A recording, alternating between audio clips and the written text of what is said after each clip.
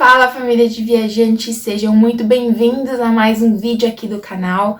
Meu nome é Tamara Almeida e se você caiu aqui pela primeira vez, seja muito bem-vindo, muito bem-vinda. Se você gosta de locações, cenários, dicas de viagem, roteiros e tudo que possa envolver aí a questão de conhecermos o mundo, aproveita e se inscreve aqui embaixo, tá bom? Então, bora pro vídeo!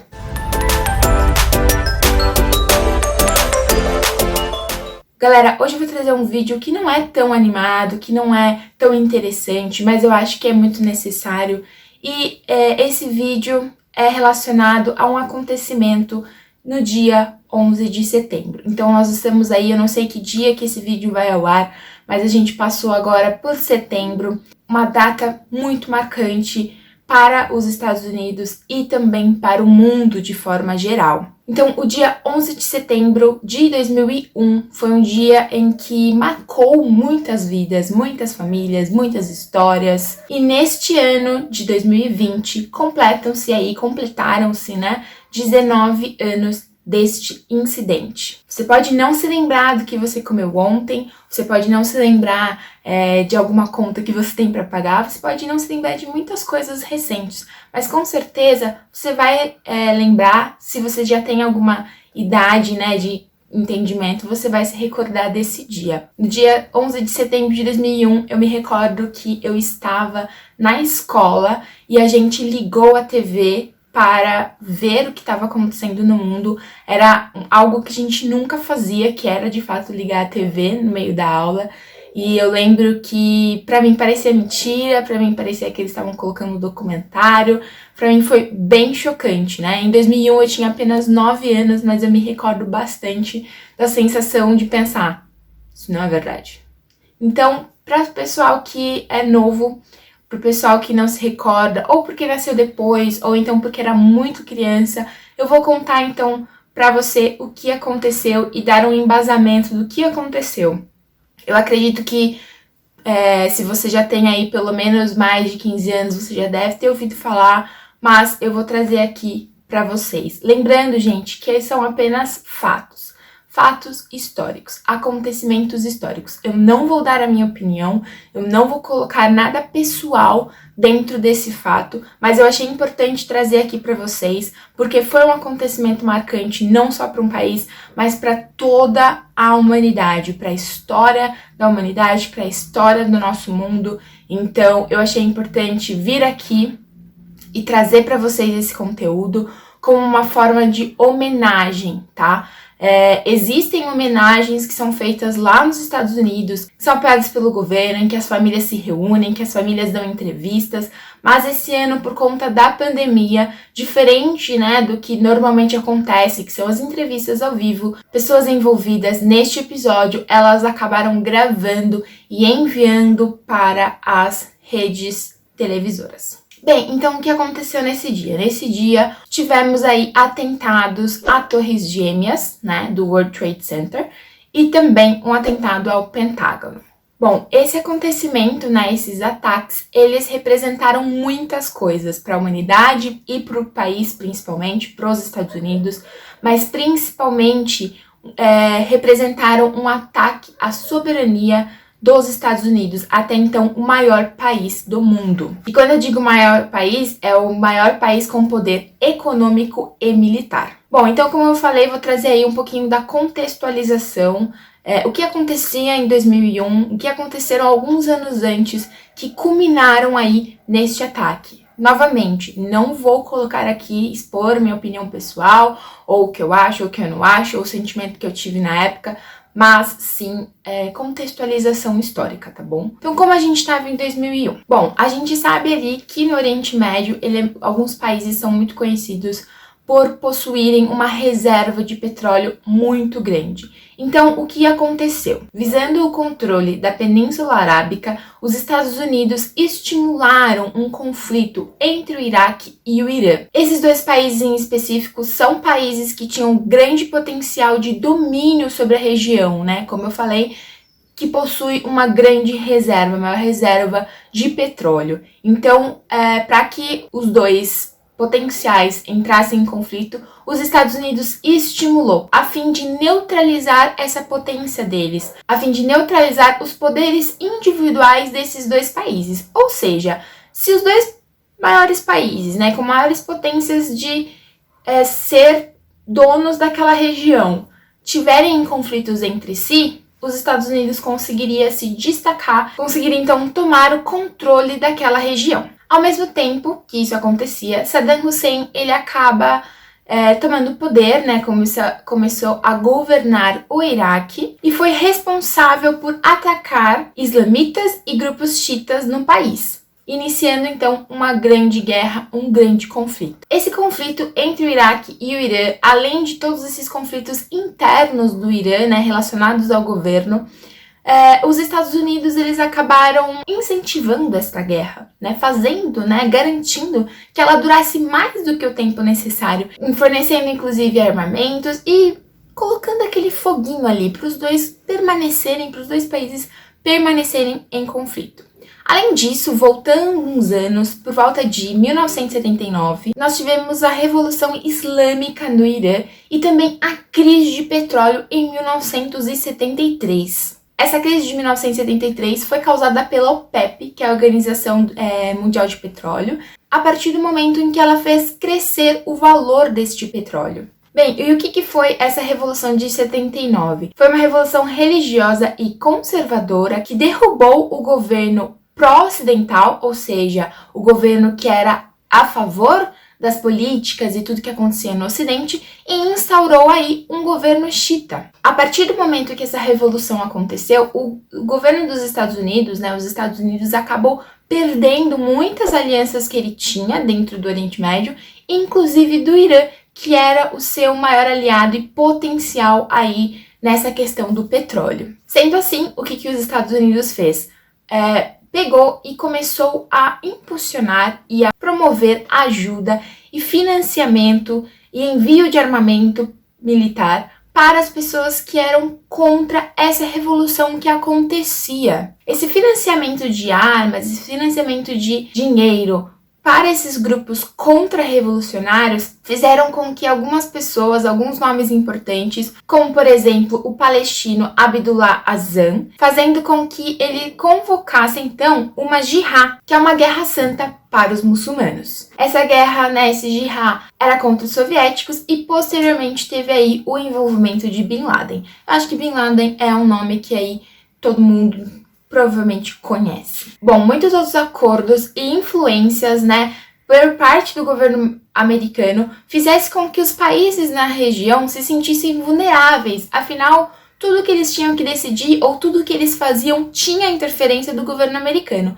Então foi nesse contexto que Bin Laden passou então a defender uma ideia de contra-atacar os Estados Unidos, já que os Estados Unidos tinham muito poder de influência econômica, militar e política na região. Então, a ideia de contra-atacar os Estados Unidos era que eles mostrassem que esse país que se acha tão grande, que se achava tão grande, que de fato era, né, economicamente e militarmente falando, pudesse mostrar que tinha sim uma vulnerabilidade e fizesse com que o sentimento dos muçulmanos fosse diferente, não fossem eles os vulneráveis, e sim os Estados Unidos. Bem, então foi planejando e foi com esse intuito, né, resumidamente, que houve os ataques no dia 11 de setembro de 2001. Bem, então como se deu? 4 aviões que saíam da costa leste dos Estados Unidos e iam sentido a Califórnia foram sequestrados. Esses voos foram os voos 11, 77 e 175 da American Airlines e o voo 93 da United Airlines.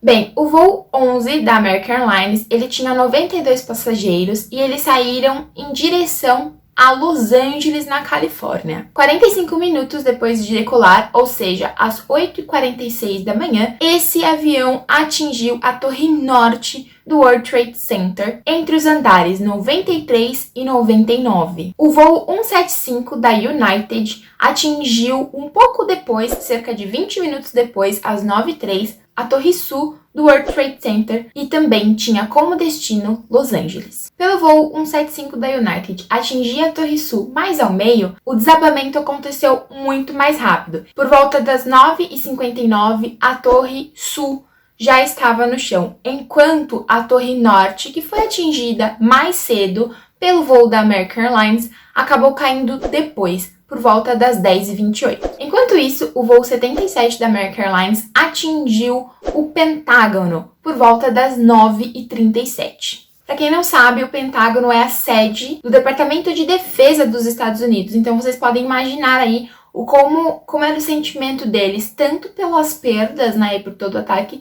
quanto o quanto aquele ataque significava. Afinal, eles estavam atacando o departamento, né, a sede do Departamento de Defesa do país. Para vocês terem uma ideia, nenhum avião pode sobrevoar um certo raio a partir do Pentágono, e isso aconteceu em 11 de setembro de 2001. Já o voo 93 da United Airlines tinha como destino atingir o Capitólio. Para quem não sabe, o Capitólio é a sede do poder legislativo do país. Porém, por conta de alguns atrasos na decolagem, essa notícia, né, a notícia dos demais ataques já tinham sido espalhadas e é por isso que o voo não chegou ao Capitólio. Tanto a tripulação quanto os passageiros tentaram impedir que chegasse ao Capitólio e realmente eles conseguiram impedir, porém os terroristas, para não terem nenhum outro tipo de problema, eles optaram por derrubar o avião no meio do percurso. O avião ele acabou caindo na Pensilvânia sem nenhum sobrevivente, então não atingiu o Capitólio,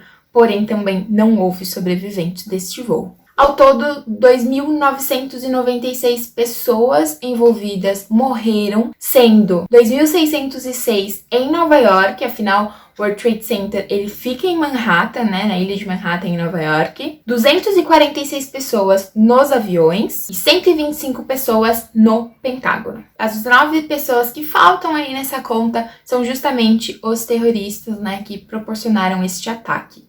Claro que estes são os números oficiais, mas sabe-se também que outras pessoas envolvidas, como bombeiros, policiais, pessoas que estavam ali ajudando, podem sim ter morrido como resultado deste ataque. Bem, quais foram as consequências desse ocorrido, né? Muitas foram as consequências, tanto nacionais quanto mundiais, e inclusive em relação a questões de viagem, né? Então, a entrada das pessoas no país. Eu me recordo muito bem que eu tinha colegas, né, que estavam aí na adolescência, que iam para os Estados Unidos para ir para Orlando, para ir para Disney, para ir para Califórnia, e eles não conseguiam mais tirar vistos. Muitos vistos estavam sendo negados por conta de critérios mesmo de entrada no país, né? Então, mesmo eles não tendo qualquer característica física ou qualquer histórico, começou a ser muito difícil de tirar visto, principalmente vistos longos, como antes eram muito comuns, que eram vistos de 10 anos. Eu, em 2016, consegui sim tirar o meu visto de 10 anos, mas até pouco tempo atrás era muito difícil de se conseguir, mesmo você tendo todas as desculpas comprobatórias de que você estava indo a passeio, de que você tinha vínculos com o Brasil, enfim, isso se tornou um pouco mais difícil. E aí, na época, o presidente dos Estados Unidos era o Bush, e ele fez aí uma declaração de guerra ao terror, justamente refletindo a questão dos vistos, né, das entradas aos Estados Unidos. Um outro baque que aconteceu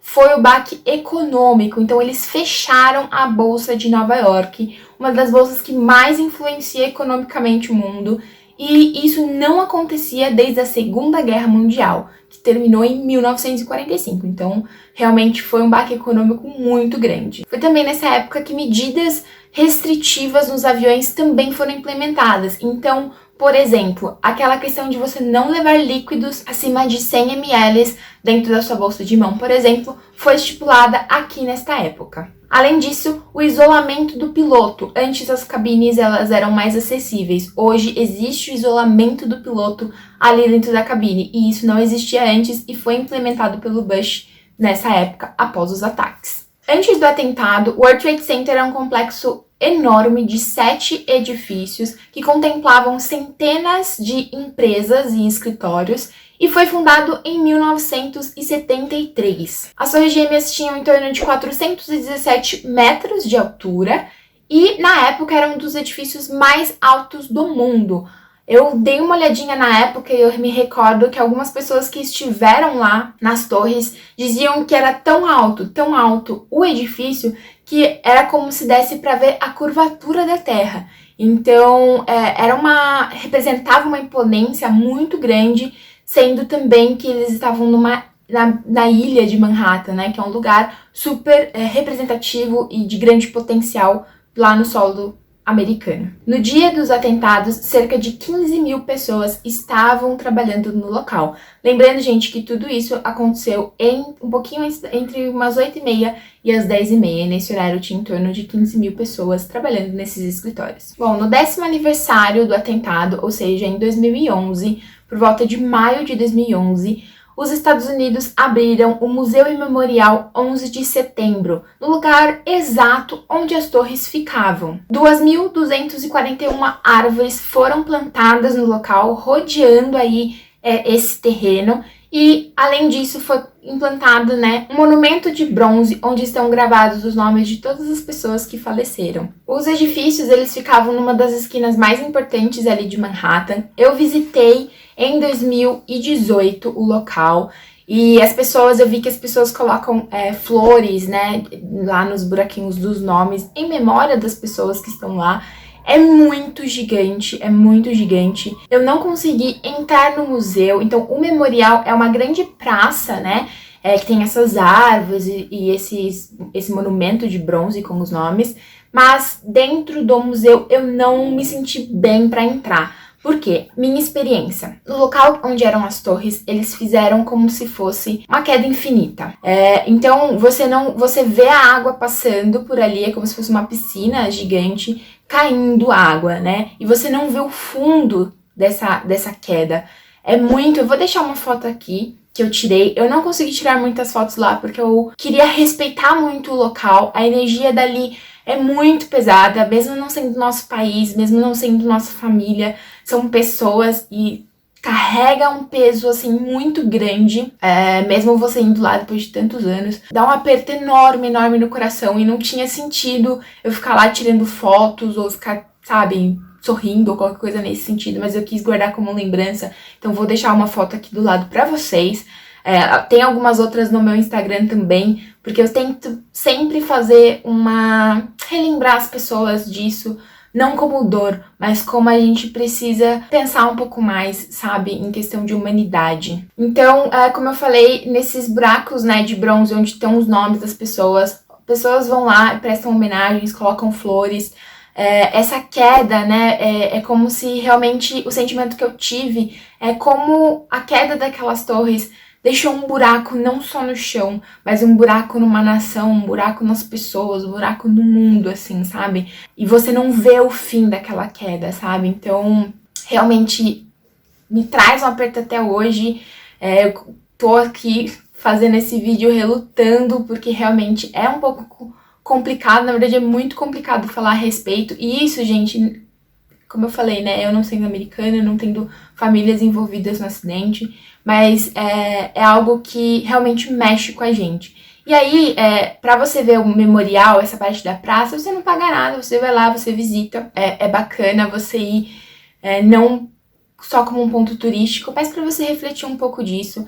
E eu não consegui entrar dentro do museu. O museu ele foi aberto em 2014 para o público. Ele junta mais de 10.300 peças que foram levadas pelos familiares. Então pode ser, por exemplo, doações particulares de pertences, de documentos, objetos retirados no local. Então, por exemplo, partes do avião, parte de carros de corpo de bombeiro, coluna de aço dos edifícios, algumas escadas. Eu vou deixar passando também algumas fotos que eu achei num blog de uma pessoa que conseguiu entrar no museu e tirar essas fotos para mostrar para vocês. Eu não consegui porque realmente eu não sei se eu conseguiria me sentir bem, mas caso você queira entrar, o ingresso é $30 por pessoa adulta. Além disso, né, além do memorial e do museu, você também tem o edifício World Trade Center, que ficava no local exato da Torre 6 do antigo World Trade Center. Neste edifício de 104 andares, no andar 102, é possível você visitar este observatório. Atualmente, este edifício do observatório é o edifício mais alto de Manhattan e você consegue visitar porém você precisa marcar com antecedência, né? Então fazer a compra antecipada para o observatório. Dizem que é muito bonito, eu realmente não consegui ir, mas dizem que é muito bonito também. Bom, como eu falei, esse ano aí a gente fez 19 anos desse ocorrido e eu quis trazer para vocês, tanto por ter pessoas novas, como também uma forma de homenagem a esse país que eu amo tanto e que, apesar de ter tantas coisas erradas, assim como o Brasil, são pessoas que vivem ali, são pessoas que estavam envolvidas e muitos livros, muitos filmes foram inspirados nas histórias desse dia. Eu vou trazer para vocês alguns aqui e os que eu achar o link, né, tanto do livro quanto do filme, eu vou deixar aqui embaixo para vocês. Então, de livros a gente tem O Homem em Queda, O Fundamentalista Relutante, Cidade Pequena e O Último Grito. Nenhum desses livros eu li, mas eles foram bem recomendados. Agora, em relação aos filmes, a gente tem 11 de Setembro, de 2002, As Torres Gêmeas, de 2006. Esse eu assisti e é realmente bem chocante. Ele mostra mais o lado, não da queda em si, e não das pessoas e do avião, e sim a história real de um bombeiro e um policial que ficaram soterrados ali quando eles estavam tentando salvar vidas. Então, é muito bem realista, assim. A Hora Mais Escura, de 2012, que conta a caçada, né, e a execução de Bin Laden. Então, 12 anos em que eles ficaram realmente atrás de tudo isso, eles contam como é que foi esse processo. E o filme O Homem Mais Procurado do Mundo. Eu sei que o conteúdo de hoje ele foi um pouquinho mais denso, mas como eu falei, eu achei importante trazer aí, a gente acabou de passar pelo mês de setembro e eu quis trazer esta homenagem. Espero muito que vocês tenham gostado de ter assistido esse vídeo. Deixa aqui nos comentários se você se recorda como que foi pra você aquele dia, se você sabia de tudo isso, se você já foi, você sentiu esse mesmo sentimento que eu tive, né? Então, é isso. Um super beijo e até o próximo vídeo.